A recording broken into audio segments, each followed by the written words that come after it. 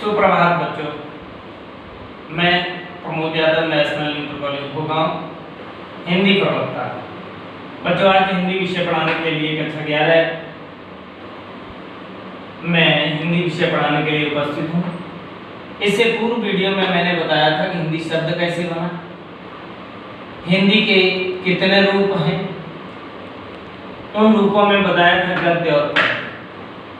पुनः एक बार उसी को रिवाइज करते हुए, याद दिलाते हुए एक बार उसको पढ़ा रहा हूँ। गद्य हिंदी लेखन का वो तरीका है जो पढ़ी जाती है और लिखी जाती है और इसके लिखने वाले को लेखक कहा जाता है। और पद्य हिंदी गद्य के लेखन का वह तरीका है जिसको बाद में गाया जाता है और लिखने में इसकी रचना की जाती है, इसलिए इसको क्या कहते हैं, रचयिता। अंतिम मेरा प्रश्न उसमें ये था कि मैं जो पढ़ा रहा हूँ वो गद्य में पढ़ा रहा हूँ कि पद्य में पढ़ा रहा हूँ। मैं गा के तो पढ़ा नहीं रहा, अतः इसलिए ये पद्य तो नहीं हुई बच्चों, क्या हुई, गद्य। अब गद्य मानव मन में जब भी विचार आते हैं और उन विचारों को यथावत जैसे आए विचार और वैसे के वैसे ही प्रस्तुत कर दिए, रख दिए किसी के सामने, तो क्या कहलाई, गद्य।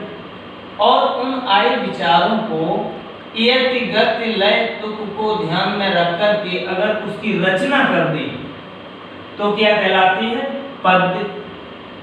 इसलिए पद्य की रचना करने वाले को क्या कहा जाता है, रचयिता। और गद्य लिखने वाले को क्या कहा जाता है, लेखक। आइए बच्चों, अब आगे से, अभी तक आपने हिंदी पढ़ते हुए इतना समय हो गया है, आपने कभी भी ये गौर किया है कि हिंदी में गद्य पहले लिखा गया कि पद्य पहले लिखा गया? बच्चों, मानव मन में विचार तो गद्य में आते हैं